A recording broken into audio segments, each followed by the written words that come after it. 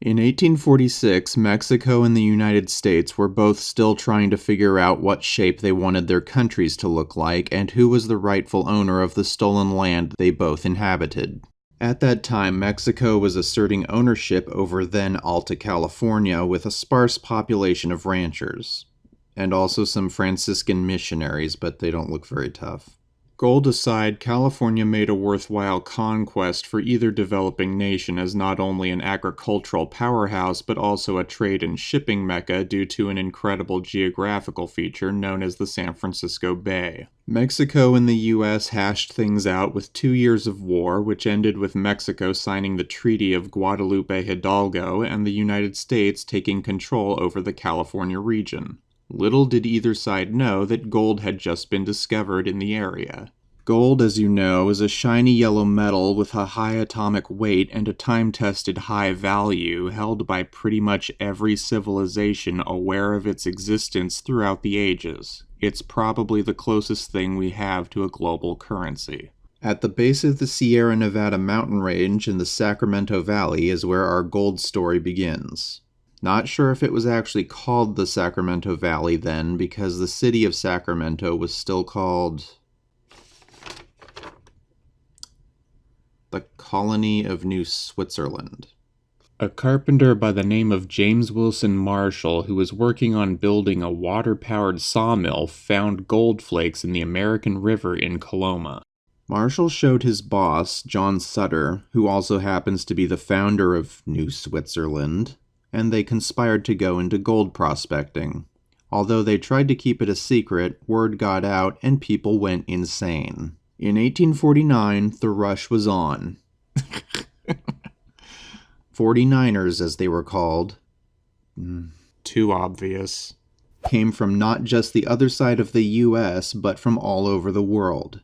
These people just dropped what they were doing, invested their life savings, and traveled thousands of miles by whatever conveyance to go see if they could find gold in California.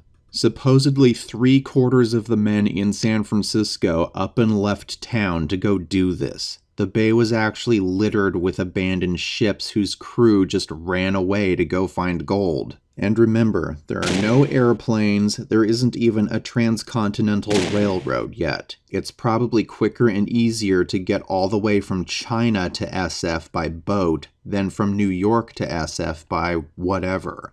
Americans at this time largely inhabited the East Coast, and if they wanted to go to California, they had to either do one of these or get their Old Oregon Trail style, and we know how well that works. California saw an acceleration in its development as the population boomed and mining camps began to spring up. Camps that prospered and became sustainable turned into towns which endure to this day. Others died as the gold dried up and became ghost towns, some of which also endure today. Mining was hard work and dangerous. Living conditions in the camps were bad and often cultivated disease. Add to the mix a giant load of gold-crazed amateurs, and you had a recipe for lots of death and maiming. Can you find a spot in this image that looks like a safe place to stand? Because I can't. And I don't know what this is, but it looks like it eats hands. Few prospectors made it big. You know who made it big? People who were already rich, as usual. As the surface gold disappeared, more invasive industrial operations were needed to access the gold. There was less gold panning and more water cannoning. Large mining companies set up shop and suddenly the dream was kind of over.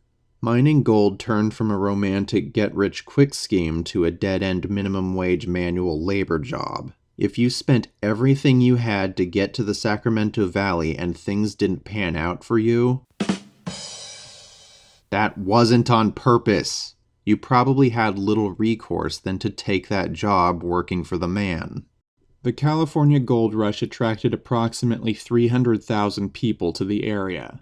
I know that doesn't sound like a lot for a state that currently has 40 million people living in it, but prior to the rush, there was only about 14,000. So that's an increase of over 20 times in just a few years. Over 1 decade, $2 billion worth of gold was extracted from the earth. Whether that's 2 billion today or 2 billion in the 1850s, I'm not clear on, but considering it's a single material mined with primitive and backbreaking methods, it sounds impressive.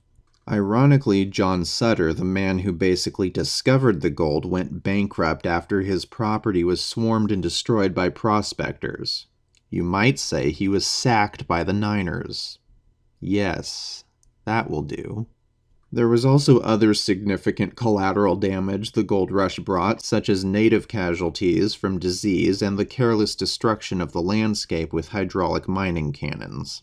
By the late 1850s, the gold rush had ended, and many dreams were laid to waste like a bag of trick-or-treat candy you bought in September. But the gas it poured on Western expansion and California's development was of great foundational importance in shaping the United States. It only took about a year after discovering gold for California to be admitted to the Union as the 31st state. Yeah, 31 out of 50. And it's all the way on the other side of the country.